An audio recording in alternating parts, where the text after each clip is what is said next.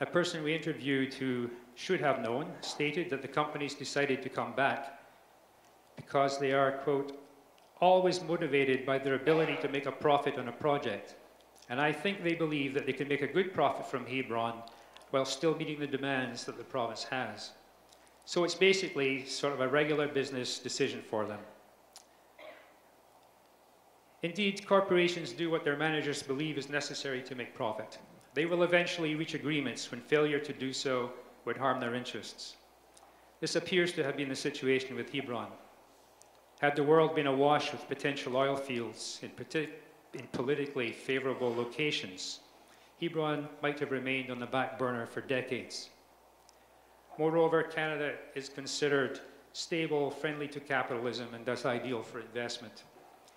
The equity stake and increased royalties were moderate when compared with many developments around the world. Mr. Williams' populist style might have irritated some company executives, but surely was irrelevant to the decision to abandon and then to revive the Hebron project.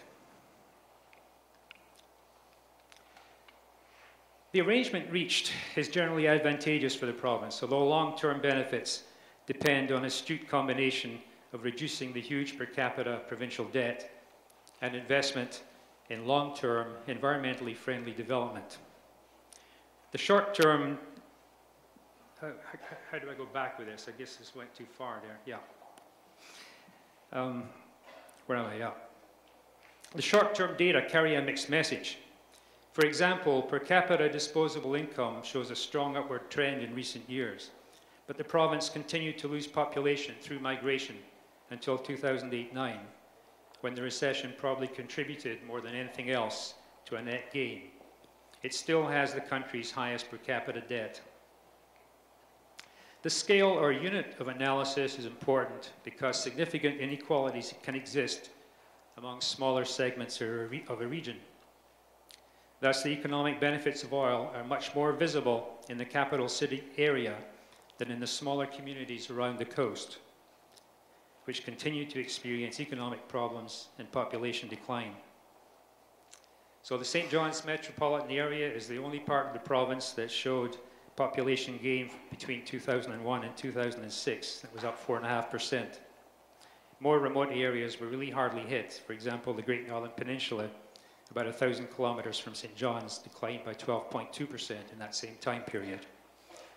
So benefits are, very unequally distributed geographically.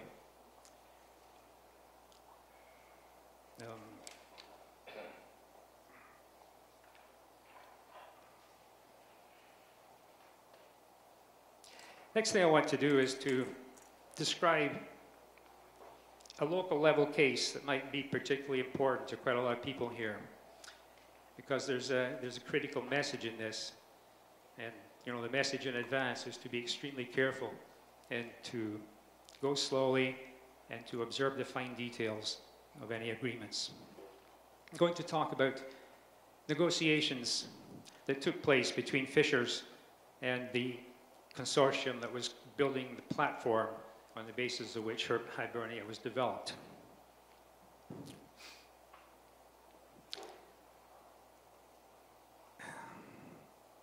The agreement for development of the Hibernia oil field called for construction of a gravity-based platform.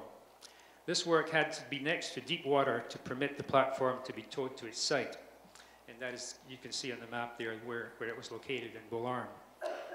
Local inshore fishers, whose long-term interests included protection of their fisheries and way of life, used the chosen location.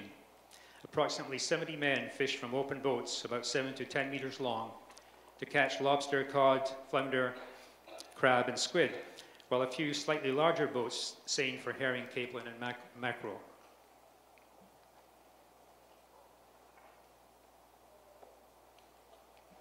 How did they fare in their relation with the Hibernia Management Development Company, HMDC, which was led by Mobil Oil?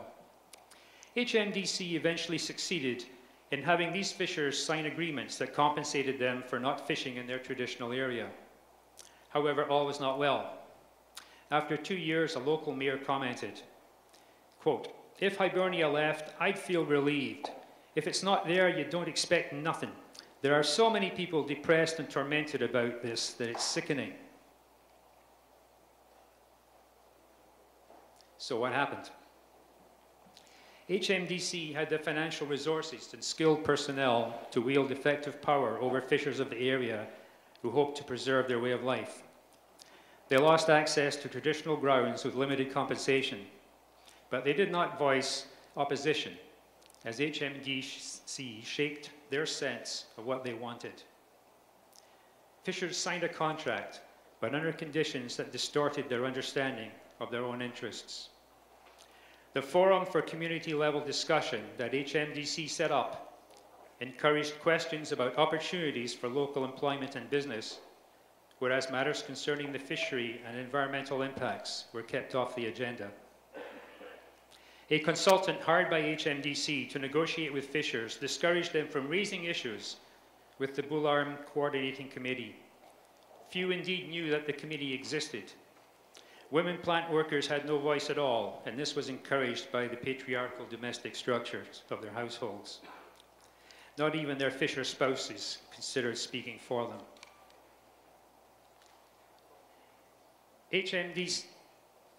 HMDC controlled the setting of negotiations, and fishers did not know about the early stages of planning. They believed the company's promises of employment and prosperity. After signing, most thought they had a good deal with a guaranteed income, although they were told not to discuss the terms with anyone. And HMDC's sole right to communicate about the contract was actually written into it. When conflict later emerged, this secrecy allowed others in the community to blame the fishers themselves. However, there was much pressure on the fishers. Here's a quote from one of them. "You know, we're not supposed to be talking to you," the interviewer. "We're not supposed to be talking to you about what's going on. I don't mind telling you about what's going on, but I don't want my name being used in any of this. Lord only knows what would happen if they found out." Initially, most fishers trusted the company. There's a quote there on the overhead, on the slide. "When we signed that deal, we believed them and what they were saying. I really trusted them. Yet within a year, fishers learned that their guarantees were shaky because the final wording of their contracts was changed without them understanding that payments would end if construction was interrupted. When this did take place in 1992, after Gulf Oil withdrew from the project, fishers were shocked to discover that they had lost access to their fishing grounds along with the compensation. The secrecy strategy had worked in the interests of HMDC. One fisher put it clearly, again I'm quoting, "If we had our time back, we would have taken it," that is the contract, "to a lawyer to look over. But we truly thought that Mobil was acting in good faith. Now we know it was all a put on to get us to sign." End of that. They trusted so much that they had allowed others to define their interests and rights. By 1992, they were much more cynical. Fisher speaking again. "They don't care about the fishermen, they care about lining their pockets, that's all." The message about this experience is that benefits can be illusions. People less skilled in law and organizational processes need trusted advisors to assist in achieving accommodation with oil development. Otherwise, small communities can become even more divided and their long-term sustainability is threatened. Now, I've had sufficient slowdown and caused so many problems for translation that I think I'm going to eliminate the short review I was going to do about the Albertan oil sand development and also the north. And if I can find the right page now, I'm going to advance to the conclusions, which are based mainly anyway on the Newfoundland material. So let's get there.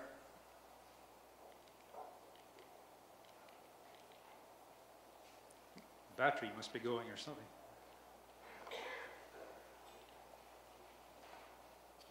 Yeah.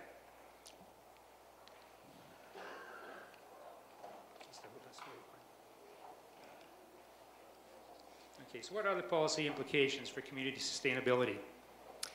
Is oil and gas development a curse or a blessing?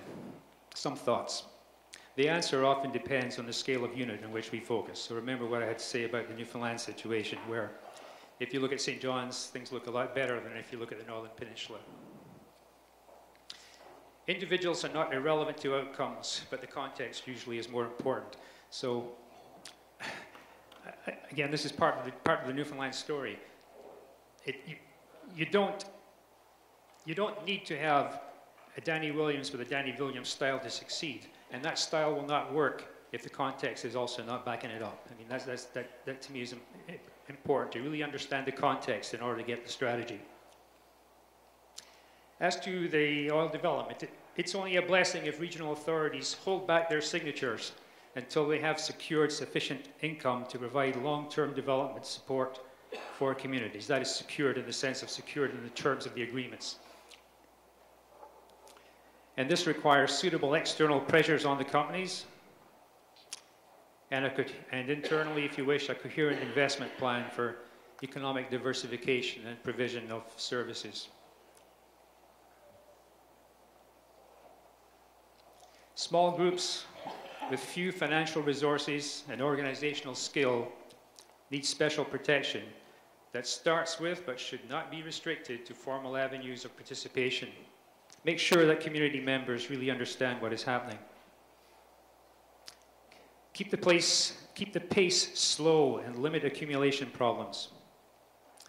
And finally, remember that corporate managers are under stress to demonstrate success as profit makers in the first instance. Trust, that is trust in what you are told, is rewarded only in the easy times. Merci.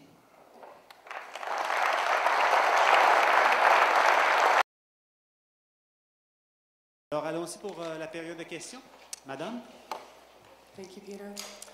I'm wondering what your comments are on the recent announcement by the Auditor General in Newfoundland about Newfoundland's reliance on the oil economy.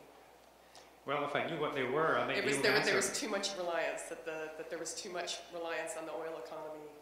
I should explain to people that I've not been living in Newfoundland for the last year and a half, so I'm not necessarily familiar with the last announcements on anything. But given the distribution of wealth problem in Newfoundland, I'm wondering if you can just talk about that a little bit more. So there's been declines in local economies throughout the province, but growth in St. John's. I'm sorry, can you repeat again what he said? Yeah, it was more of a comment, but just if you could elaborate a little bit more on the distribution of wealth in Newfoundland, particularly around oil money.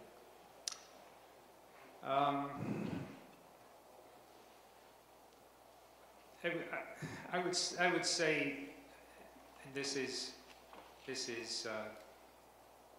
based on only my most recent visits, which were in December and prior to that, September of last year on the Northern Peninsula. I would say that there is no evident impact at all that the people of that area who feel that they need to find work elsewhere still go to Alberta rather than to St. John's for the most part. And that the only benefit that comes is indirectly through the improving position of the Newfoundland Treasury. If you are in the St. John's area, on the other hand, and you are a young person starting out, you face much higher housing costs than you used to, and may consider that this industry is not doing everything for you that it is thought to do, or as many people think it does. There's inequality in any particular area and also between areas.